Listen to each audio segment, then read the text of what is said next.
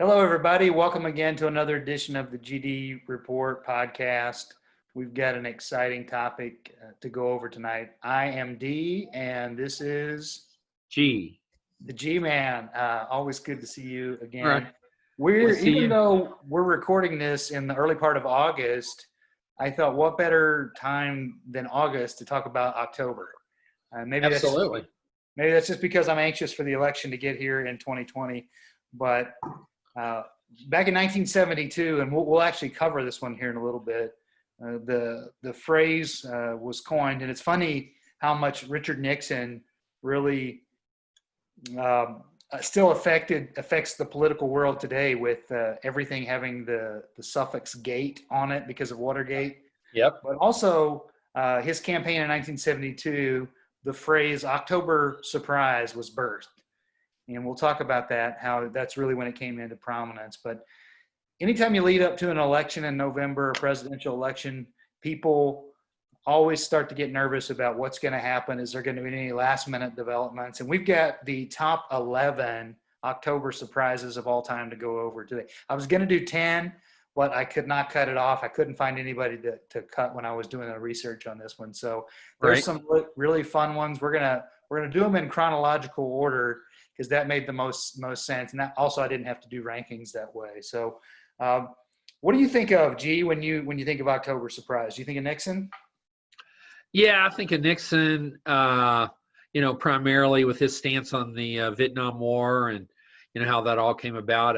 I also think a little bit of what George H.W. Bush and Ronald Reagan did to Carter, because without what they did, I believe Carter would have won that election and our country would have gone in a whole different direction. Absolutely. We're going to talk about that one tonight too. So let's jump right in and talk about some of these top October surprises. And I'm going to take us all the way back to 1884, which is it's kind of fun because a lot of those elections in there, unless you're a really big presidential historian like the G is, and I know like I am as well, there's some of these folks that people just kind of forget about, or maybe you learned an anecdote when you were in school. But the 1884 election, obviously we were still in the throes, the first 20 years after the Civil War, and it was a hotly contested election, and featured Republican nominee James G. Blaine, and also his challenger at the time was the Democratic nominee from New Jersey, Grover Cleveland. And this one was a lot of fun to read about because mainly I like where I did the research on this one. I found a great article on Politico, but I love probably the titles, what drew me to this particular one, the way they titled it. So I kept the title for us on this as well, but they titled it Rum, Romanism, and Rebellion. Right. It was kind of fun. And basically what happened was Blaine was a pretty strong favorite to win the presidency, and he needed to carry the state of New York, though, and that was key for that. He went to, even though he was from Maine, he was a Northeasterner, and he went to a Republican meeting in October, and it was during that meeting that they didn't have social media like we have today, that the Democrats and Grover Cleveland were accused at the meeting by a Presbyterian minister of representing rum, that is alcohol, which there was still a pretty lively debate, and we know that later in the early 20th century there would be prohibition. Romanism, which still anti-Catholic fever still plagued the U.S. back then, and we know that went all the way up, and there's still some of it today, unfortunately, but went all the way up to when John F. Kennedy ran for president, and the Confederacy. So there came the rum, Romanism, and rebellion. So Blaine was at the meeting, and he kind of got convicted by abstention because he didn't object to the meeting. He later claimed he didn't hear what they said at the meeting, and then tried to play it off that he wasn't paying attention. And it's a classic case of a politician having the wrong response to a crisis. And we talked a little bit about that a while back with the Senate race in Colorado. Right. But ended up that it cost him thousands of votes in the state of New York in particular. Right. Really energized the Irish vote, and ended up making Grover Cleveland the next president of the United States. Yep. Well, I think another thing too was Grover Cleveland had this reputation of being squeaky clean and kind of above the fray, and there was a lot of muck in this election. So Blaine, they found out that he had supposedly fathered a child out of wedlock, and they started this little chant that went, "Ma, ma, where's my pa?" Right. And Grover, to his testament, he owned up to the fact that he did have an affair, and the woman he had the affair with had named him as the father of the child, and even though he didn't believe that he was financially in position to take care of the child, and so he agreed to do that. And so then the Democrats came back with one on Blaine. They said, Blaine, James G. Blaine, the Continental Liar from the state of Maine. And but it was a really close election. The popular vote ended up by only 20.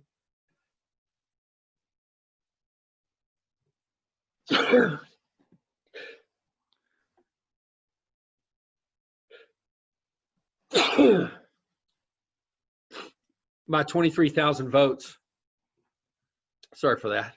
I know that election always chokes you up. Right. Yeah. Yeah, it was a close election, and it's, even though it's our first case we're talking about tonight, I think it's a great reminder that when people say, "Oh, politics is so dirty today," and "Oh, I can't believe they did this, I can't believe they did that."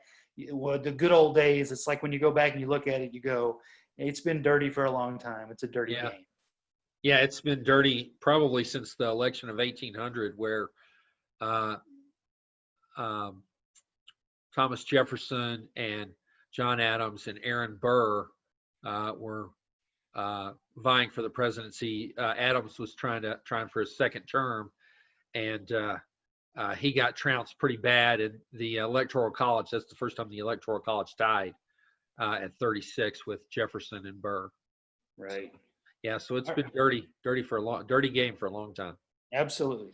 All right, let's keep it moving. We're going to fast forward in our time machine from 1884. We're going to move up to 1912, and one of my favorite characters, I didn't say one of my favorite presidents, but one of my favorite characters, William Howard Taft. Right. Was known for a lot of things. You know, Taft was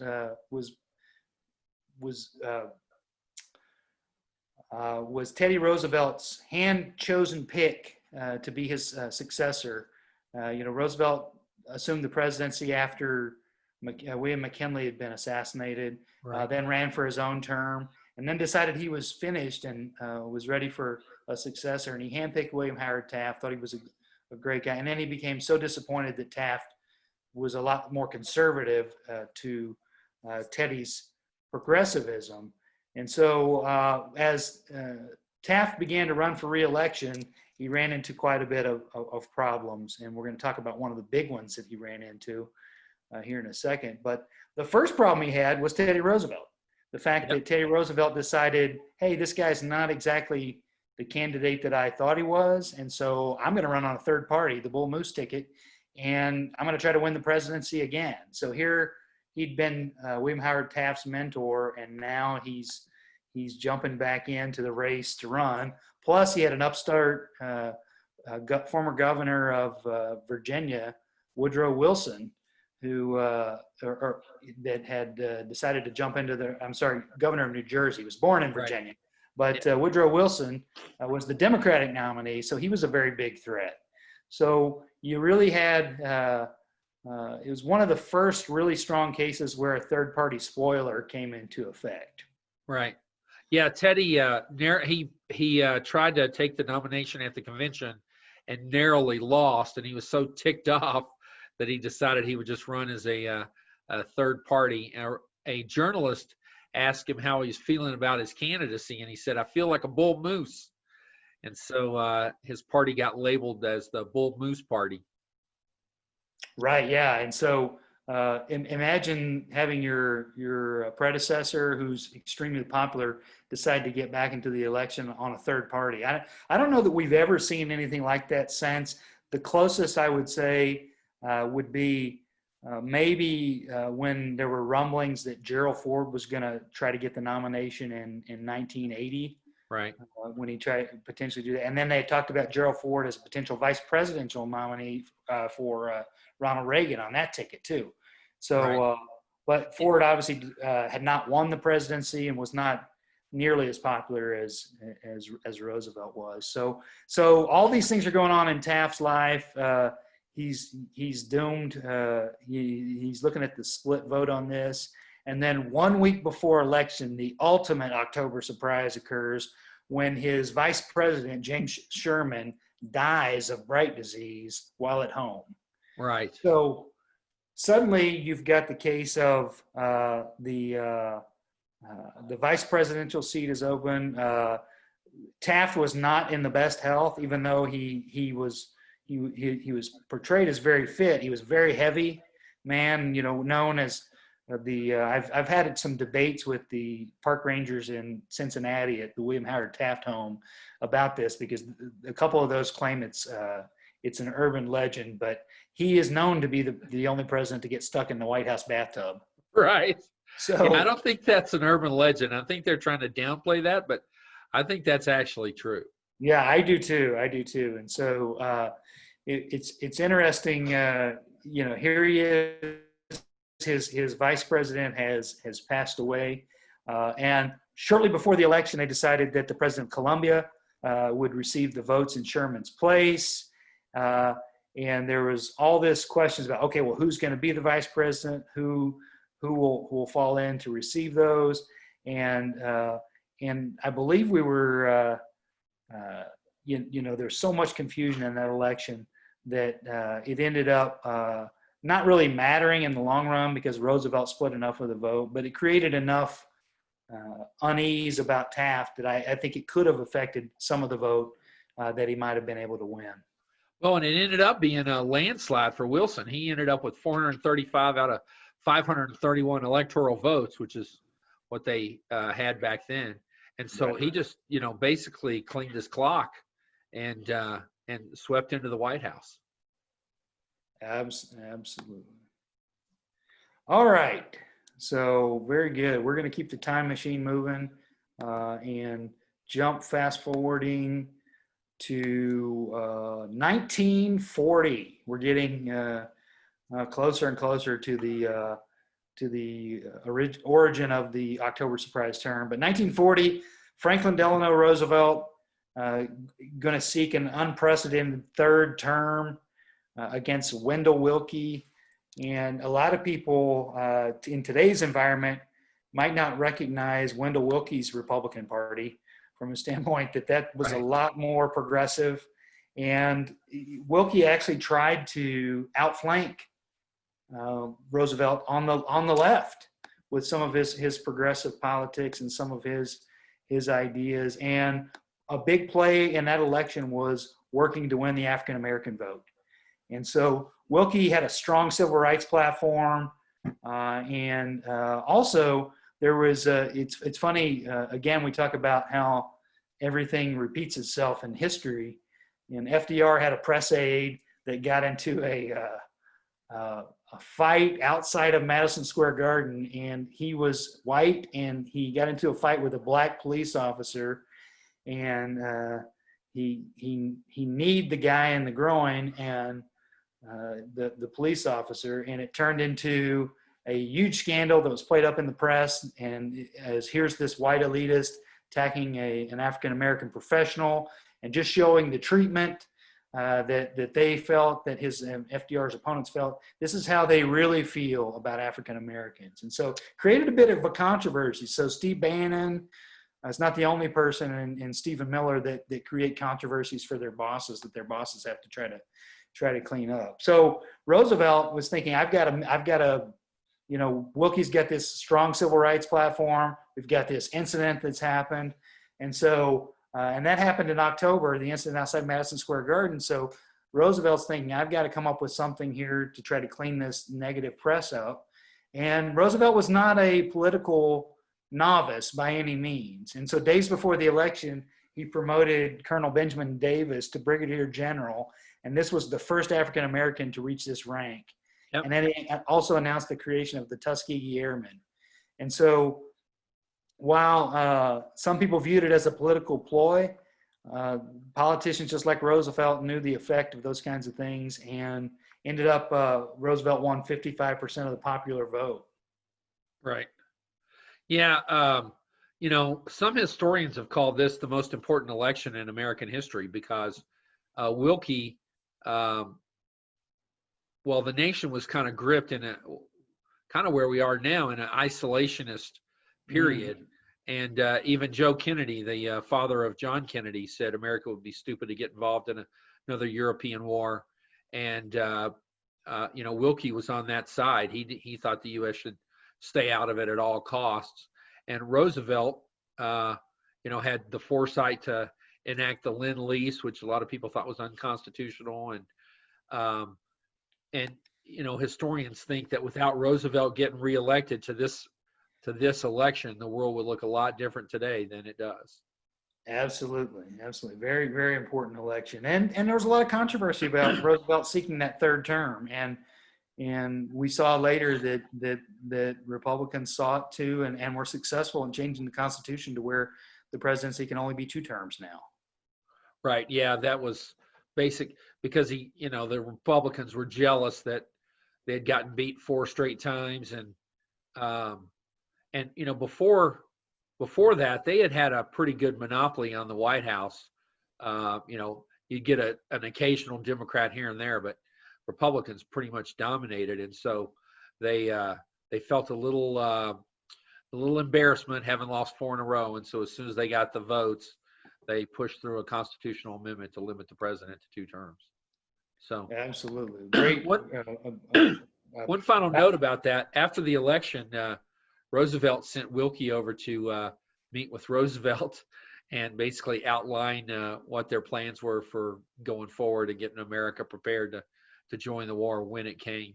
You said he sent him over to meet with Roosevelt. Do you mean he meant with Churchill? Churchill, yeah, with Churchill. Yeah, I knew what you meant. I think everybody watching did too. Yeah.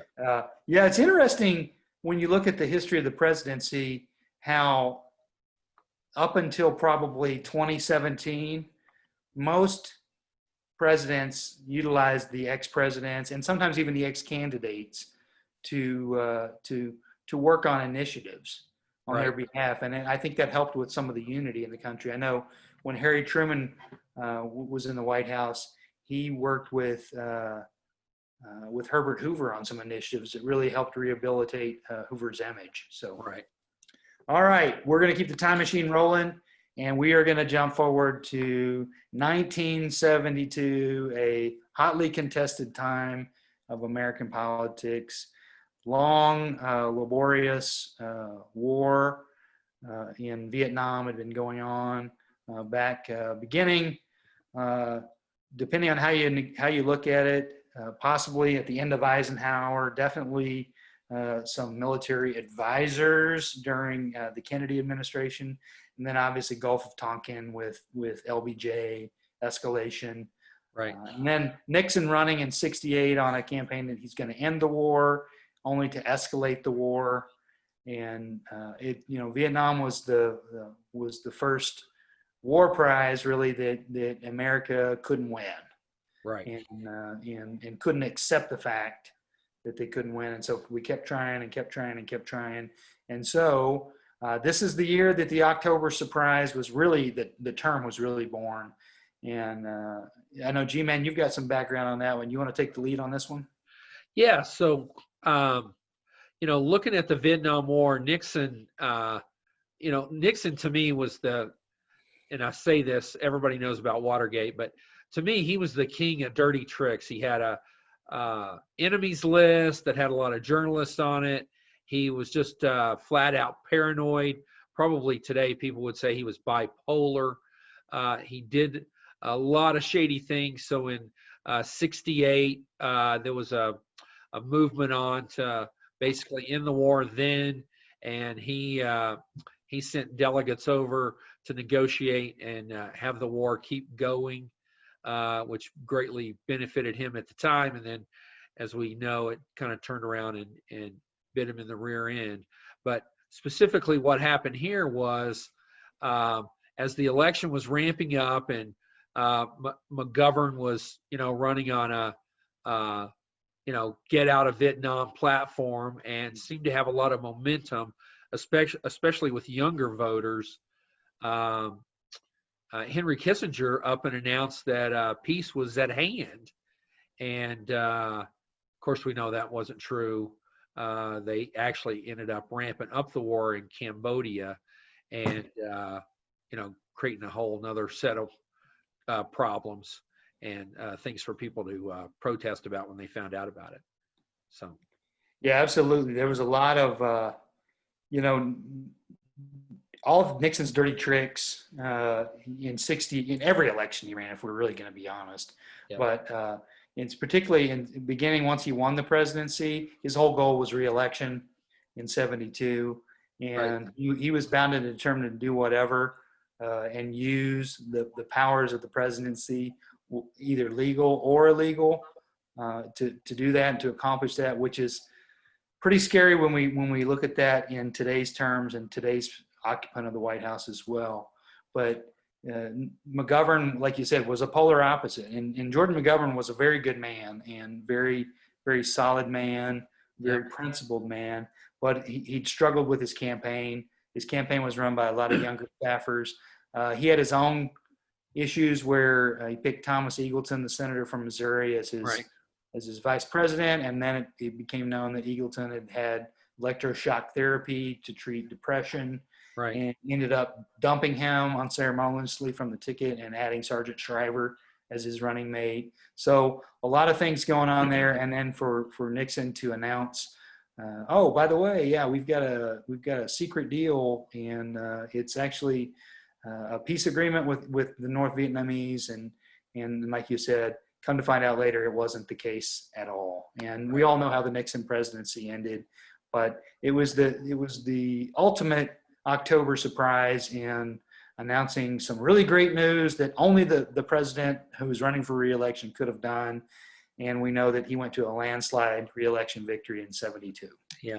Well, McGovern's campaign manager was Gary Hart, right? Who ran for president on his own and probably should have won, except for his little, if you think I'm having an affair, follow me around comment.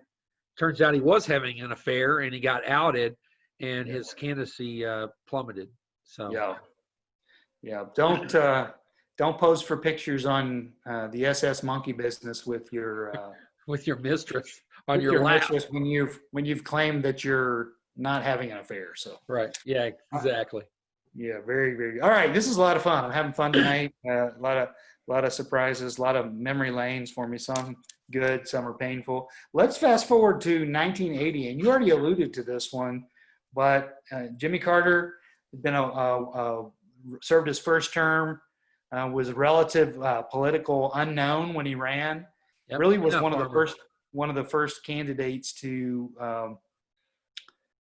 utilize the primary system to an effective way from an outsider perspective. Really got on people's radars in Iowa, and by such a strong showing in Iowa, and then ran his campaign, won the presidency against Gerald Ford, and then faced a lot of challenges. A lot of it was things that were out of his control, such as some of the economic factors. The situation in Iran obviously ramped way up, where they took hostages and took over our embassy. And the revolution was going on there with the Ayatollah Khomeini. And some of it was self-inflicted by the Carter administration. He took a lot of people with him from Georgia, relied on a lot of friends that he'd worked with, and some folks that were really good people, but struggled with the Washington bureaucracy and being able to work effectively with the Democrats in Congress. And so that led up to a really challenging 1980 re-election, where at the same time, almost similar to William Howard Taft running for re-election, except that Teddy Kennedy had not been president before, but he had the Kennedy name, he had the Kennedy prestige, and ran and challenged him for his own party's nomination. Yeah. It doesn't happen that much anymore these days, a sitting president running for re-election getting challenged by their own party. Right.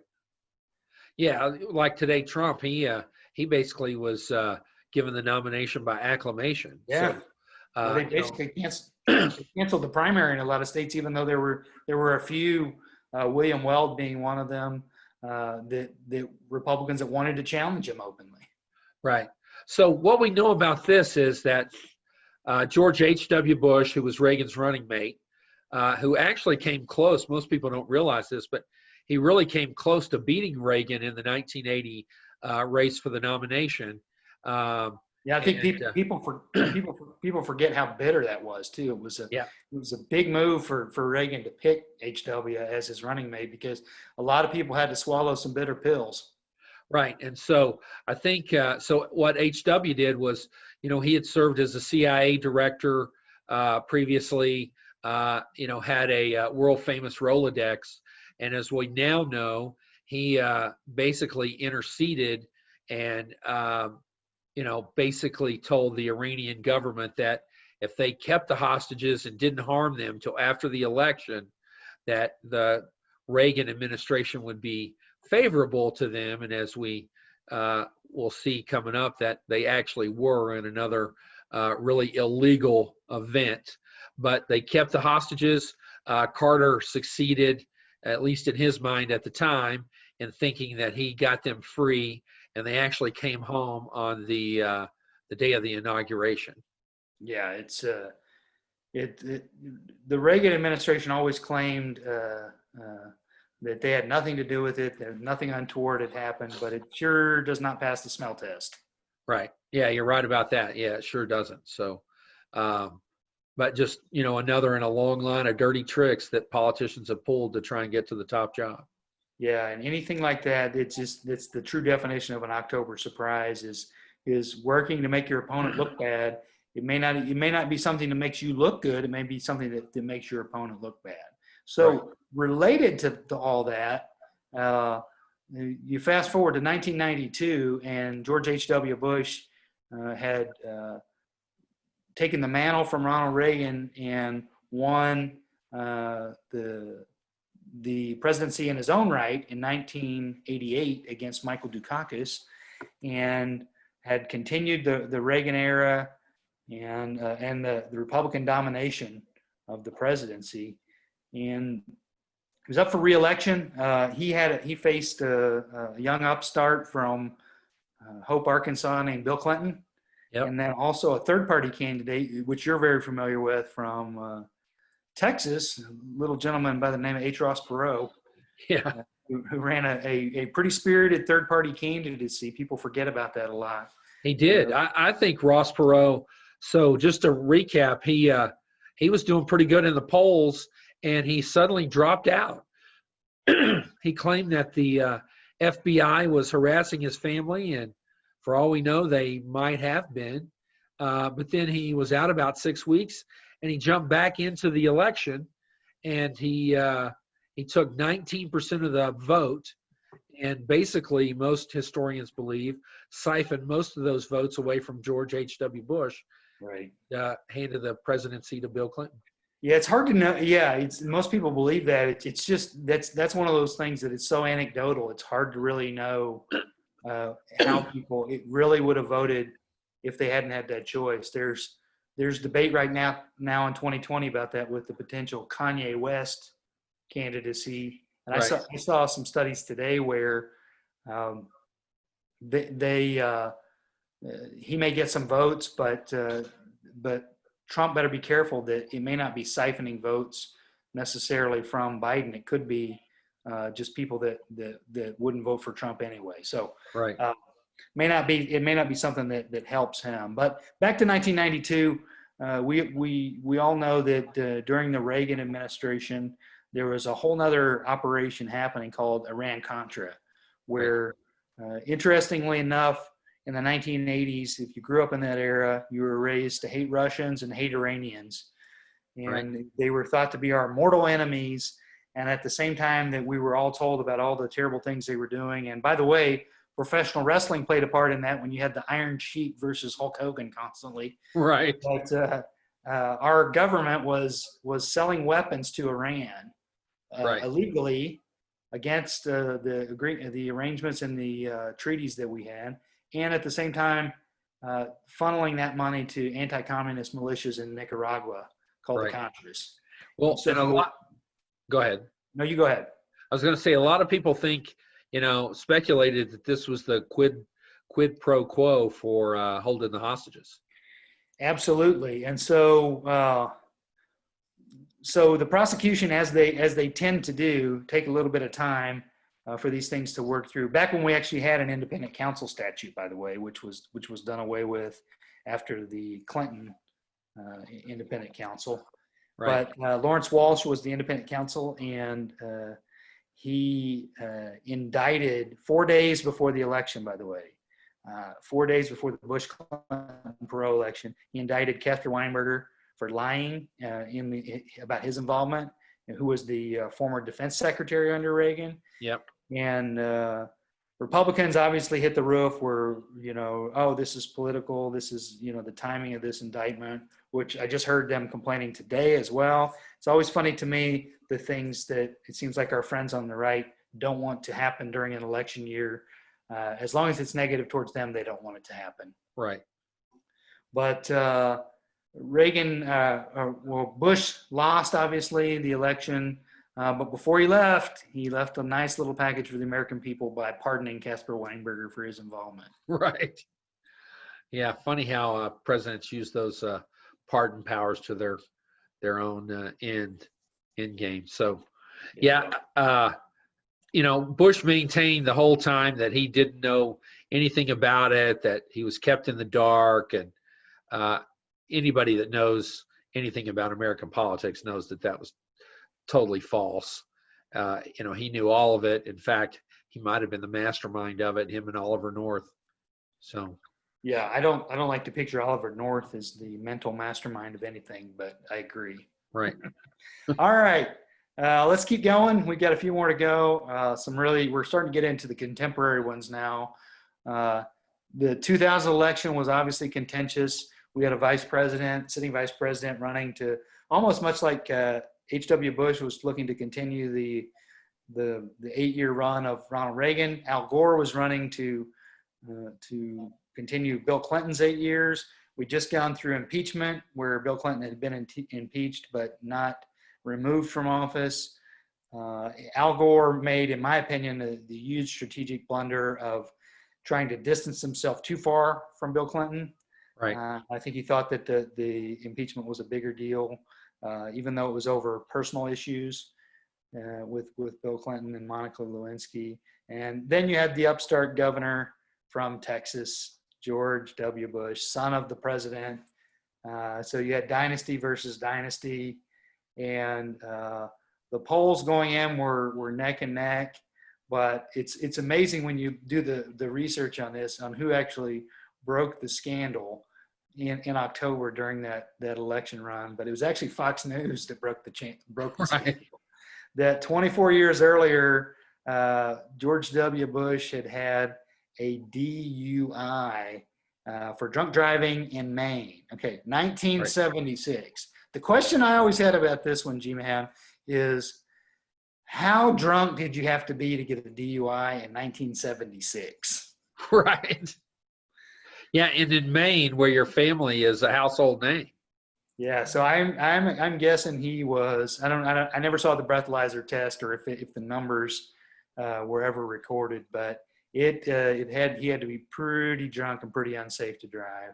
Right. And so the Bush campaign obviously went into spin mode, and this is a dirty trick of the Democrats, even though it was true, and right. Even though they just come off of 8 years of investigating everything until they finally found something on Bill Clinton's personal life, and investigating every financial dealing Hillary had been involved in. they said it's time for the politics of personal destruction to be put behind us. And what someone did 24 years ago shouldn't matter. Right. And Well, so, what were you going to say there? I was going to say during the primary for this election, the Bush administration was involved in their own little shenanigans, if I'm remembering correctly, with Senator John McCain. So McCain wanted to run for president. Actually, he did run, if I'm remembering this correctly. And the Bushes started a rumor that he had fathered a black child, and they were going to release that to the general public if he didn't drop out. And so, shortly thereafter, we got this very contrite, McCain pulling out of the race. And you could tell from the press conference that he was just, mad as he could get at what had taken place. Right. Yeah, there was a robocall that Karl Rove and the team put in South Carolina. And I'd always heard that the McCains felt so personal about that because they had adopted a daughter. I believe she's from India or Pakistan, one or the other. Yep. And they always felt like that they were attacking that adopted daughter, and so very, very ugly. But you're right. Again, do as I say, not as I do. Right. But we all know how the election ended. George W. ended up winning the Electoral College. The mess in Florida with the hanging chads, and some people say Bush won the popular vote. I don't believe he did. The numbers, if they would have continued to count in Florida, it would have been pretty clear, I believe, that Gore won. It's also, though, probably one of the last examples. Well, I shouldn't say that, but it was probably the last time where there could have really been a contested election, but Al Gore did the thing that was best for the country and stepped aside. And right. I think Hillary she could have contested some of the vote counts in 2016, but I think just like Al Gore, she recognized how hard that would be for the country. And like hopefully the current occupant of the White House will do if he comes up on the short end of the stick in November. Yeah, I wouldn't bet on that. Agreed. All right, let's keep it moving. This is taking me down memory lane, and we are going to go to fast forward to 4 years to 2004, and W. Bush is running for re-election against war hero John Kerry, who had been swift boated by the swift boat veterans for something. I can't remember their title of their super PAC, but basically a bunch of folks who had taken a decorated Vietnam war hero and painted him as a communist, right. And that he was a coward, and he wasn't, even though George W. was AWOL in the Alabama National Guard during the Vietnam War. And so Bush it's got a really strong challenge from Kerry, and there's a little video released in October that year. You want to tell us about that video? Do you remember it? I don't. Okay, I can jump in if you Yeah. don't. Yeah. So a video was released from Al Qaeda, and I believe it was sourced Al Qaeda, but it was Osama bin Laden. And this was the first video that where bin Laden actually claimed responsibility in the video for 9/11.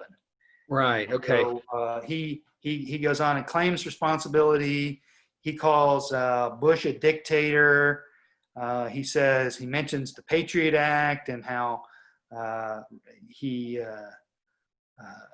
is repressing freedoms in the U.S. and repressing freedoms around the world. And he calls on all Muslims to target Bush and to oppose him in every way. And so basically you've got enemy number one in the world coming on the main stage and saying, my enemy is George W. Bush.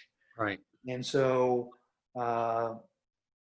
it gave Bush the real opportunity to run as, hey, look who's against me. You can tell who I am by who's against me.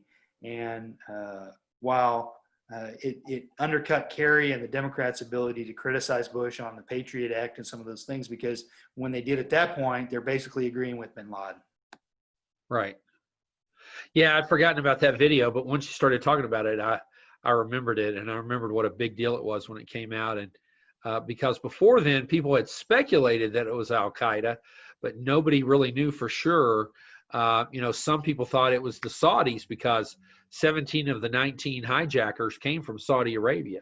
So they thought maybe somehow the Saudi family was behind it. And to this day, I'm not sure they didn't have some role in it because, as we know about the Saudis, they're pretty good about hedging their bets and playing both sides as well. So it wouldn't surprise me at some point in the future if it came out that they had a much bigger role than people now realize. But yeah, having bin Laden come out and say, you're my number one enemy, and that just kind of galvanized the American public to put Bush in for another 4 years.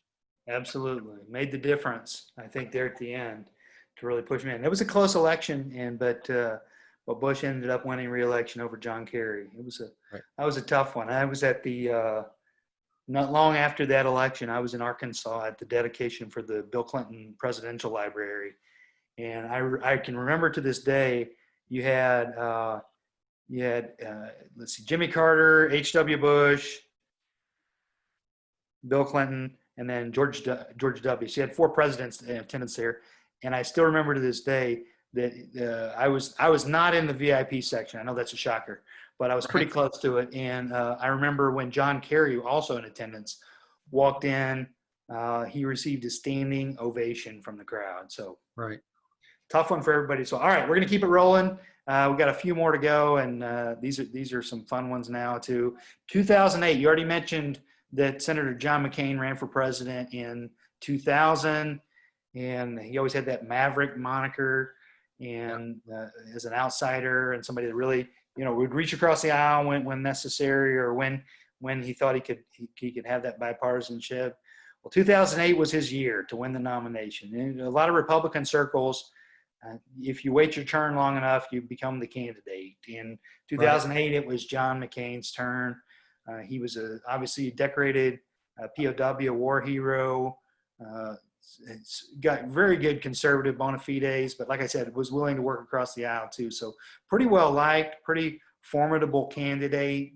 And he was facing a young upstart senator from Illinois named Barack Obama. And so we couldn't ask for probably bigger contrast between the two. Although even though they clashed politically, they, by all accounts, had very good personal relationship. But as what happens sometimes, there are October surprises that are unforced errors and that are also out of the candidate's control. And so we had the stock market and housing bust of 2008. And John McCain had his famous speech that he gave where he said, the fundamentals of the economy are strong. And that day, Lehman Brothers went under. Right. Yeah. So when you're, when the country's falling down around you, and when your wannabe leader says, "Oh, everything's great," it doesn't really instill confidence in wanting you to, in casting your vote for him. So that election, I think McCain made another big blunder. He picked an unknown running mate, Sarah Palin, the governor of Alaska, and she made a lot of errors.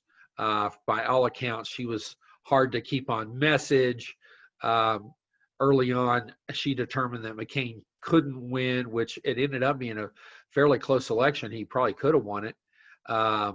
And she was determined to, shine her own star, so to speak. And so she made a lot of false claims and did a lot of things that were, detrimental to the campaign. So his original choice was Joe Lieberman, the Democrat turned independent from Connecticut.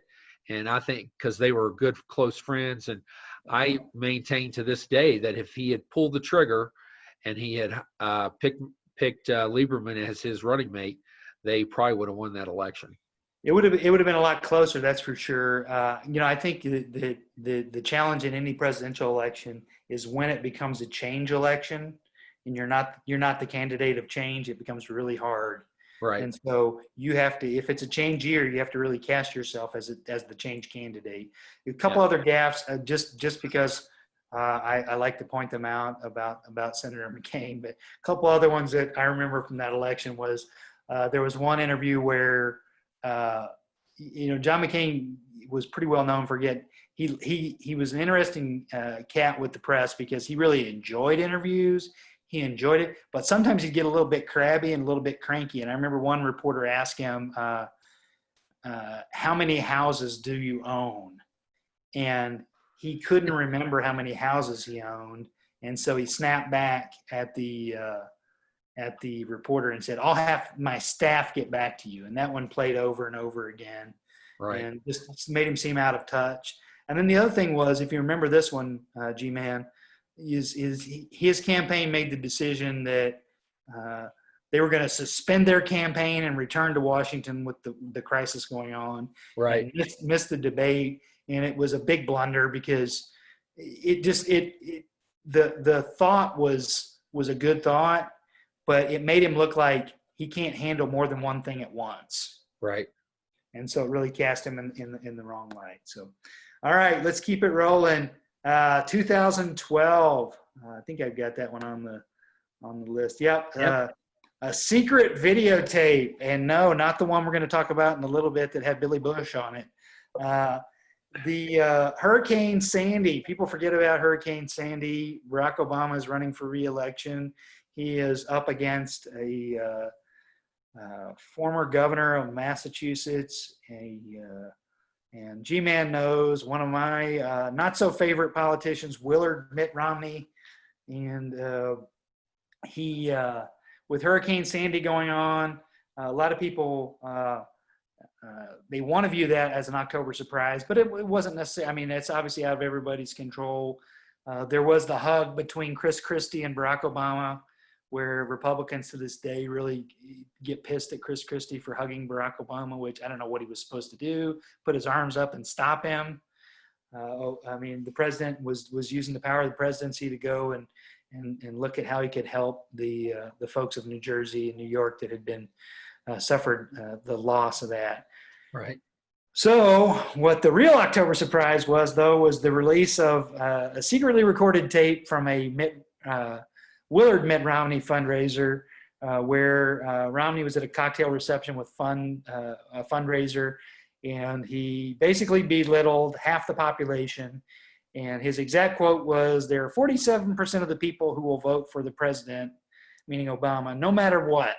All right, there are 47% who are with him, who are dependent on government, who believe they are the victims, and believe that government has a responsibility to care for them. This was at a private, high-dollar, probably $1,000 plate event, and it just made him look like even more out of touch than he had already looked. Yep. And the Obama team just pounced on it, and Obama gave an interview was on the Letterman show and was said his quote was, my expectation is that if you want to be president, you got to work for everybody, not just for some. And it really just painted Romney, everybody looked at him as a political or as an economic elite, and it just painted him that much more. Right. Yeah, I think, once that tape came out, his candidacy was pretty well sunk.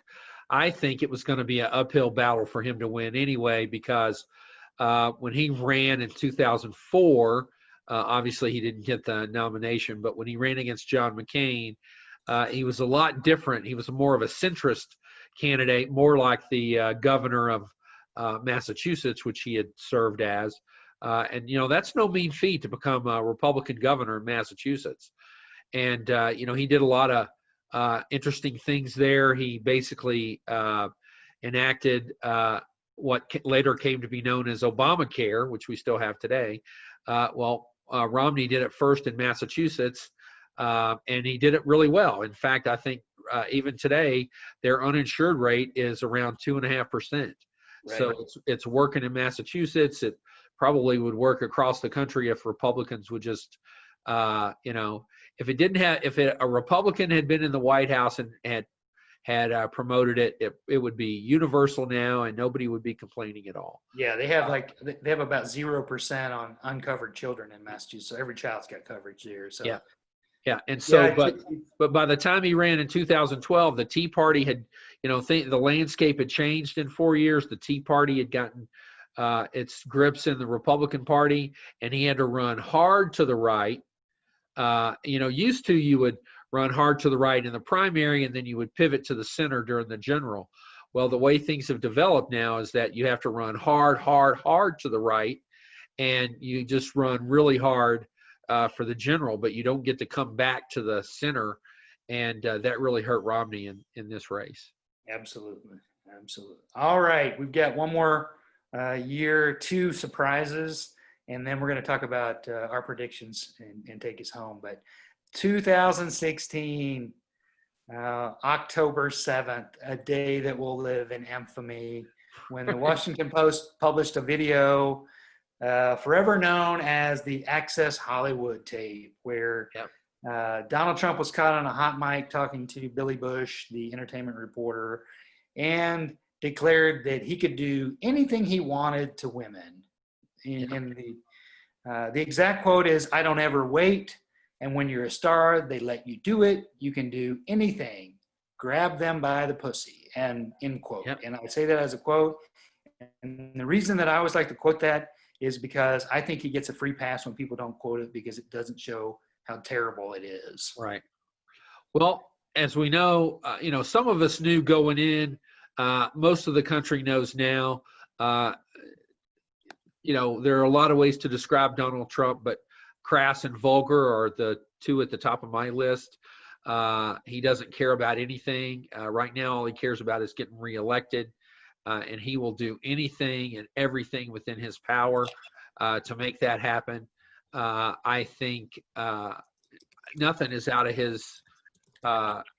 the realm of possibility.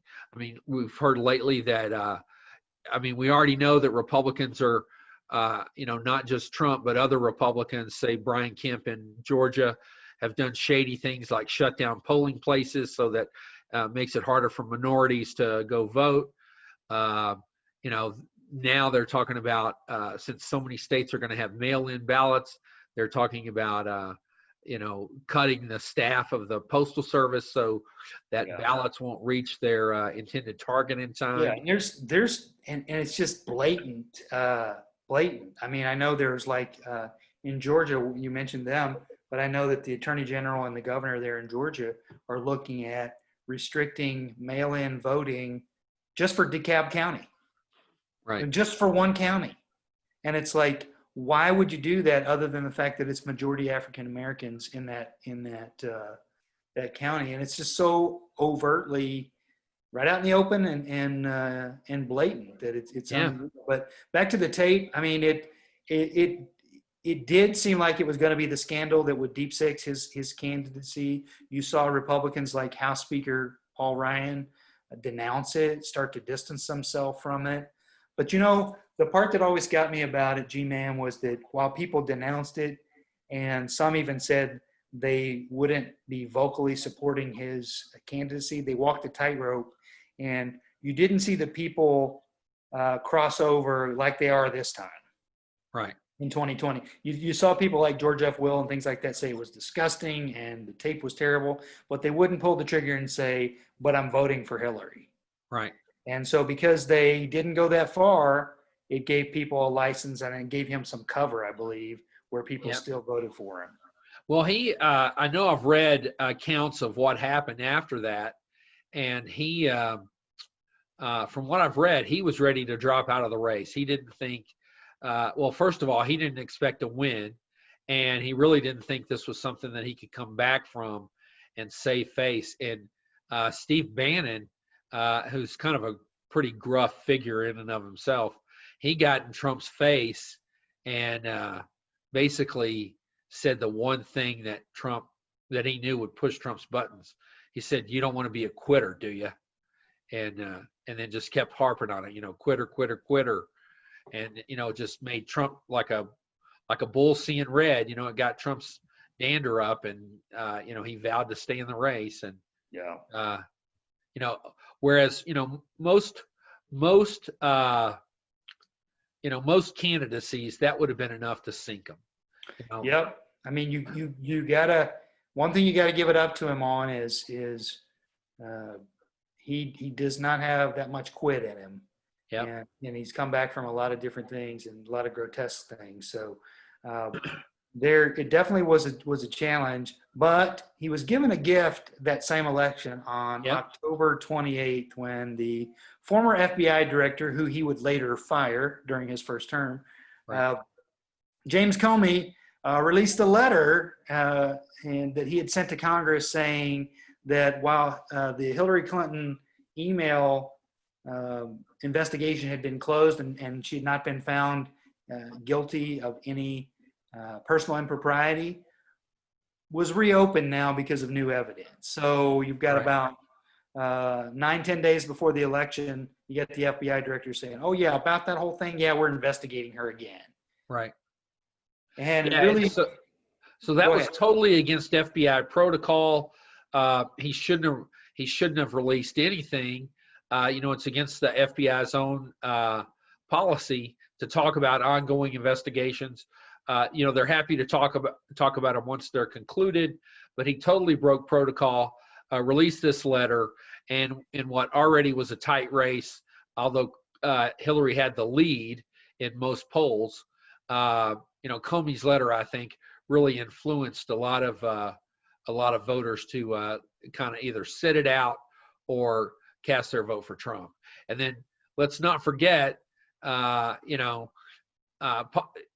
politicians in charge now acknowledge that the Russians did access voting machines, but as we've been told and we're supposed to believe, they didn't change any votes. So here you've got this arm of the the Russian CIA basically that managed to hack into voting machines, and then they just sat there and watched the returns come in. They didn't change any votes. So Right. I think there's three surprises right there with that 2016 election. Boy, yeah, I totally agree. And you and I've talked about this before, and I think they're being semantically correct when they say that. I think they're saying the Russians didn't change any votes, but they're not technically saying the Russians didn't add any votes Right. or vote Yeah. for somebody who didn't vote. But yeah, the Comey letter definitely played a role and caused enough doubt that Trump was able to squeak out an electoral college victory. Again, he lost the popular vote by 3 million votes. So Right. the ultimate October surprise is 2-1 there, or as the G-Man said, technically 3-1. There's one that we really don't even know the full story about yet, Right. and if Trump's reelected, we will probably never know the full story of the Russian involvement. Right. All right, so that takes us through some pretty fun topics there. I want to throw it out to the G-Man now, and let's do any predictions for 2020. You think there's going to be any October surprises? Well, yeah, I mean, we've already talked a little bit about what they're doing with the post office, and I don't think that's a coincidence. I mean, throughout Trump's presidency, he has placed people in his cabinet and in charge of agencies that are basically meant to kill him. And so, he's constantly railed against the post office, and I think he would like to see the post office go away. And I think they're going to make a big push to eliminate a lot of people. They're going to have layoffs at the post office, probably about the second to third week in October. So just about the time when ballots are really going to start coming in. The post office is going to be way understaffed. They've already been told by their new postmaster general that they can leave mail in the post office and not deliver it because they're overwhelmed or they're running behind. Well, by the way, the new postmaster general was a top donor to Trump's campaign. Yeah. So no qualifications except that you got a little bit of money to spread around to the president, right? And they've already cut overtime. So I mean, I know here in Colorado, my mail we never go check it. We get it the next day because it's here at like 8:30 at night. And sometimes if I'm out running errands or something, I'll pick it up, after 9 o'clock. But, I think if people aren't vigilant and they don't let their Congress congressional representatives know, I think that's one thing for sure that's going to happen is we're going to see a slowdown with the post office, and it's really going to affect this election. The other thing is Democrats are trying to get state laws changed where the date of as long as it's postmarked by the date of the election, your ballot will be counted. And Republicans don't want that. They want to see the ballot received by the date of the election, which anybody that knows anything about absentee knows that most states have it so that as long as your ballot's postmarked, because things from our military overseas, right, they often don't get the chance to put theirs in the mail before, a day or two before the election. So as long as it's postmarked and it gets here, it gets counted. And I think that's the way it ought to be. But one thing's for sure, and I feel this for certain, we will not know the winner unless it's a Joe Biden landslide on election night. right, yeah. And, the thing is, that's a relatively new occurrence. I know Trump has mentioned, we might not know the winner for weeks. Well, they didn't know the winner for a long time till the Electoral College got together to vote in some cases because they didn't have the internet back in the 1800s. So it's not the end of the world as long as every vote is counted. To me, I'm going to throw a few more scenarios out there just for the fun of it. I think as far as October surprises go, obviously the big push that Trump has right now is if he could announce that there is a vaccine for the coronavirus, and it would not surprise me at all if he didn't have somebody pre-release, if you will, a vaccine that is not really ready for the public, not really tested, right? But just so he can say, "Hey, I got a vaccine. I solved it. I fixed it. Everything's good now. Reelect me." So that wouldn't surprise me at all. I guess that if it wouldn't surprise me, it doesn't count as an October surprise, but that could be an October surprise. I think there could be the China trade deal could be an October surprise that he tries to announce. Although with the economy the way it is now, I don't think people are going to get that excited about a Chinese trade deal. So I don't think that benefits him that much. I think if the polls continue the way they are, I could see him trying to, even after their convention, having Mike Pence resign and trying to replace Pence on the ticket with Nikki Haley. Right. Particularly once Biden picks a woman of color, or at least a woman, then he may feel the heat to want to add Nikki Haley to the ticket. And I think another big surprise that we could be watching for would be how quickly, if at all, Mitch McConnell and the Senate Republicans start to distance themselves from the president. And if that happens, I think if the president realizes he's going down and the Republicans start to back away from him, all hell could break loose in October, and who knows what he would try. Well, I'll tell you another surprise I think that could happen, and I think this is a very real possibility. We're kind of getting, bits and pieces of it every day now. But Cyrus Vance, the district attorney up in Manhattan, he's trying to get Trump's tax returns and his financial records, and they just, Trump just argued that, this is overreach for a hush money payment, and Vance countered with, "Yeah, we're looking at a lot more than just a hush money payment."